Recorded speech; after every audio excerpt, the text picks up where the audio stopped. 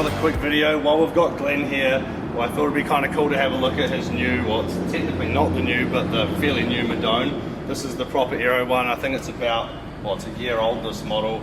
But yeah, basically you were trying to build like the ultimate bike for Southland. Southland being a pretty flat, windy race, and obviously being a bigger guy and a time trialist, you know, we've had the wind spaces, but this is kind of that next step up to try and, you know, see how well we can do in the TTT and the, what is it, 12 kilometre prologue? Yeah, 12 kilometre TT. 12 kilometre TT. So yeah, we'll have a few questions, have a look through it, because obviously anything Glenn does is going to be pretty custom and special, especially kind of looking up at this cockpit. So yeah, let's have a good look. Sweet, just run us through the frame and basically what you've got going on, wheel stuff, and then we'll get into the real technical stuff. Yeah, all good. So I've come off the wind space, which was an awesome bike. We had 2-3 years on them and couldn't really fault them. This year, however, a bit of an opportunity popped up to make a bit of a change up, and I've leapt on it. One of the biggest changes straight away between the two bikes is I went from a 56 to a 58, always trying to make a 56 as long as I possibly could, so huge big long stems, having to do a lot of seat setbacks. So the idea was start with a bigger frame, and then I'm not trying to overcompensate with other areas. Instantly on the first ride, that was one of the biggest things I noticed is I was sitting more in the bike, and it also improved all the handling and things. But the main idea behind going for the full Monty Madone before they've sort of downscaled them to an all-rounder was I'm just after every last bit of watt savings really I can for the ITTs, the TTs, and if I'm ever going to do well in a road race, it's going to be off the front in a small group, so I'm kind of after saving everything I can with a frame set. A few ins and outs. I'm still on the wind space wheels. They have been awesome, so we're close to 70 mil on the rear, I think 68 and 62 on the front. Pretty awesome combo. It's the second generation of these wheels, so they were quite an update over the first gen. They just handled the crosswinds a lot better, so despite being a pretty deep front wheel, it's pretty good to hang on to still. There is a third gen out now that I've heard is another step up again, so yeah, first thing I did is bang them in it, and oh man, it's like 3/4 of the way to a TT bike on the flat roads when you're up around 50k an hour, so certainly hums along. I'm a 140 stem and a 36 centimetre handlebar, so pretty narrow bar. The idea for me is I can just slide my elbows in front of my knees, so it means I can sort of close up that frontal area as much as possible on a road bike. Seat setback still about 80 millimeters, not quite at the TT50, but unfortunately I'll start clashing my knees on my elbows if that comes any further forward. 165, just the Excady power meters I've had for about 2 or 3 years now. They've been pretty good bang for buck, good way to get into 165mm crank at a cheap price.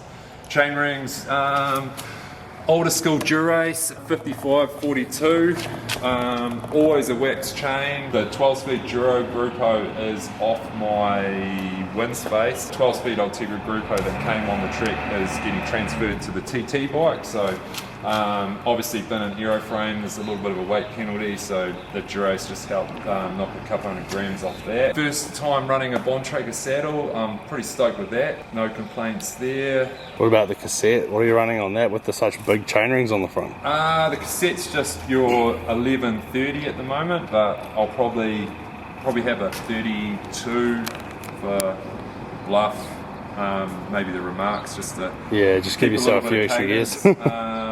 But yeah, sometimes being a bigger guy, I just grind it out. I'm not too phased about the climbing cadence, but yeah, a couple of options there would be pretty easy to bang a 32 on to improve that.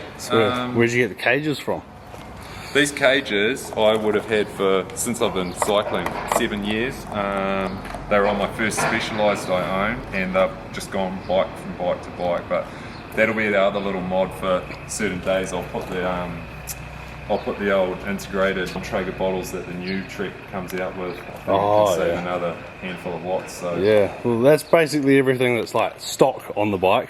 So take us through what you've done here at the cockpit. Actually, you've caught me off guard because it's all just prototype stages at the moment, but I hate having a separate hanger for your Garmin mount, and I can't get a one-piece bar and stem that suits my needs, so I'm always going to be two-piece. So I've bonded a piece of plastic basically on the front of my stem, and it's just got a little bit of glassing, but I haven't finished that out. I wasn't expecting to get caught on camera today. The Shimano Pro Vibe bars, they've got huge reach, 105 reach, are the go-to because essentially it's... Because they throw you out quite far, don't they? They throw you out a lot more, so it's a good way to get a little bit more length in the bike, and you also illegally or legally, if you however you want to look at it, you can get a little bit more forearm rest on the back of the bars. So yeah, there's just anything, if you're a long time off the front and got your arms at right angles, the old triceps are the first to give up. So I find that the